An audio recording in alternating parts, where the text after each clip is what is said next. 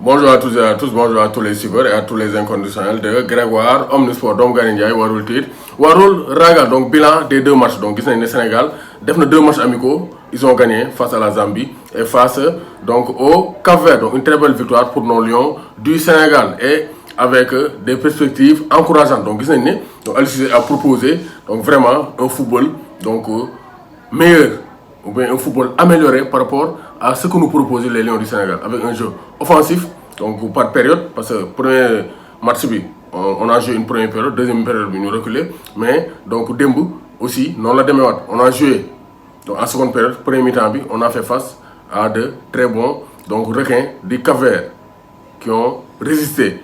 Mais le Sénégal n'a pas réussi à forcer son jeu. Donc deuxième mi-temps, on a réussi à marquer 2 buts sur coup de pied arrêté. Importance des coups de pied arrêtés, donc ça a été souligné. Edouard Mendy wax nako néna quand on parle de l'importance des coups de pied arrêtés, buñ wax importance coups de pied arrêtés, donc aujourd'hui ça s'est vu, on a marqué 2 buts sur coups de pied arrêtés.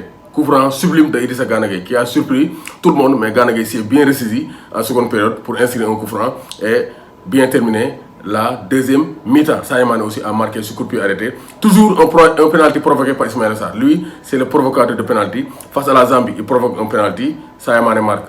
Face au Cap-Vert, il provoque un penalty, Sadio Mané marque. Donc Ismaïla Sarr, c'est l'homme des penalties. Lui aussi, il a donc tiré son épingle du jeu au niveau des deux matchs. Parce qu'Ismaïla Sarr, donc il est revenu en confiance après sa remontée en première division anglaise. Sadio Mané aussi, il a bien soigné. Donc vraiment, ses tirs, il s'est bien ressaisi au niveau des penalties. Parce que dès mon gars, il a retiré les penalties.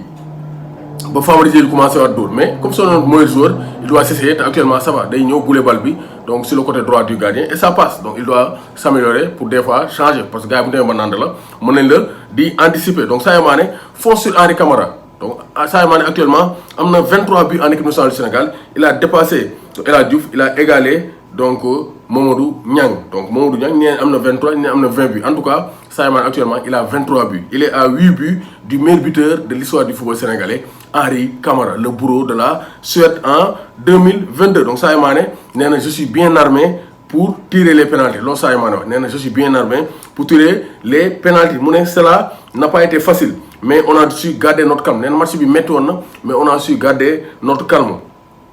Tout n'était pas rose. Match bi donc les nice one. Donc il y avait des fautes techniques, il y avait des pertes de balles, mais on a réussi à gérer. Donc l'équipe adverse jouait avec un bloc bas qui n'était pas du tout facile. Parce que premier mi-temps, Sénégal a du mal à développer notre jeu et à même avoir des occasions. On est tous satisfaits. Dans la deuxième période, on a réagi et on a gagné le match. Maintenant, je suis là et je suis bien armé pour tirer les pénaltys.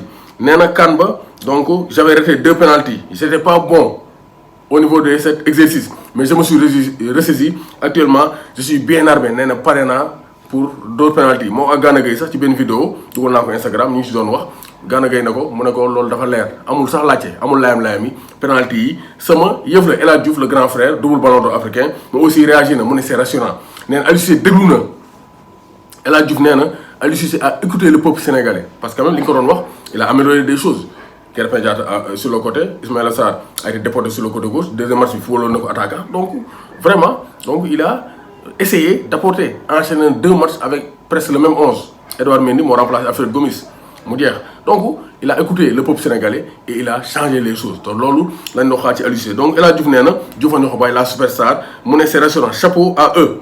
C'est rassurant en football, il faut toujours se remettre en question. Football lolu motax les critiques sont constructives. Gana Gueye ñi doon wax gaay na ma non Grégoire da nga daanu deuxième mi-temps bi Gana Gueye non football amul daanu. Ça c'est juste pour joueur bi mëna améliorer wu. Joueur bu doxul da nga nan doxul su doxé nga né doxna loolu moy doxal football bi loolu moy doxal réew mi kuñ jox place sax bo doxé dañ nan doxul ni ngay gérer baaxul pour nga améliorer parce que nul n'est parfait. Donc El Hadji Diouf aussi loolu il faut se remettre en question xol li baax nga yokk ko li doxul nga jëm ko changer pour mu dox jeexna ça c'est très clair. Donc Nampalys un très bon joueur. Donc Gana Gueye donc qui dit El Hadji Diouf aussi Nampalys un très bon joueur. Il a fait le bon choix de venir jouer pour le Sénégal. Donc vraiment c'est le très haut niveau. Nen mu koy suivre depuis bu mu Nice et il a confirmé. Il a mis tout le Sénégal dans sa poche. Donc il doit se sentir aimé et surtout jouer son jeu le plus facilement possible.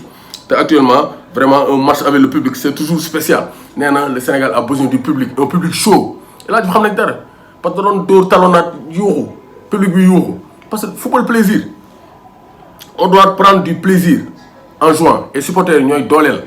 Voilà, c'est ça. Les joueurs ont besoin de ça. Il y a une nette amélioration. Maintenant, il faut retenir que malgré la fatigue, la saison a été longue. Les joueurs ont été professionnels.